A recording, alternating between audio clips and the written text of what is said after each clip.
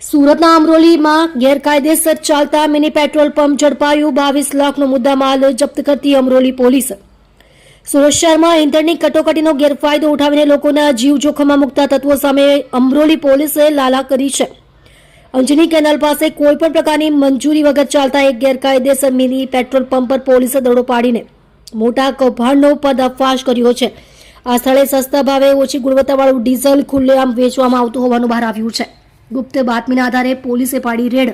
અમરોલી પોલીસને ચોક્કસ બાતમી મળી હતી કે અંજની કેનાલ વિસ્તારમાં કેટલાક શખ્સો ગેરકાયદેસર રીતે ડીઝલનો સંગ્રહ કરીને તેનું વેચાણ કરી રહ્યા છે। આ બાતમીના આધારે પોલીસે ઓચિંતો દરોડો પાડતા ત્યાં મિની પેટ્રોલ પંપ જેવી વ્યવસ્થા ઊભી કરવામાં આવી હોવાનું જોઈ પોલીસ પણ ચોંકી ઉઠી હતી। 2 આરોપી ઝડપાયા। પોલીસે આ કાર્યવાહી દરમિયાન સ્થળ પરથી 2 આરોપીઓ ભરતભાઈ કલાભાઈ કેરાસિયા, મહેશભાઈ દિયાલભાઈ ખીસડિયાની ધરપકડ કરી છે। આ સાથે જ આરોપીઓ દિનેશભાઈ ભૂપતભાઈ કાતરિયા રહે ભાદરોડ, તાલુકો મહુવા, જિલ્લો ભાવનગર, અશોક કુવાડિયા તથા તપાસમાં મળી આવેલ ઇસમોને વોન્ટેડ જાહેર કર્યા છે। સાથે અમરોલી પોલીસે સ્થળ પરથી ડીઝલ ભરેલા 2 મોટા ટેન્કર અને ઓછી ગુણવત્તાવાળા શંકાસ્પદ ડીઝલનો મોટો જથ્થો જપ્ત કર્યો છે। આમ વાહનો અને ડીઝલ મળીને કુલ 22,69,000નો મુદ્દામાલ પોલીસે કબજે કર્યો છે। આગળની કાયદેસરની તપાસ હાથ ધરી છે।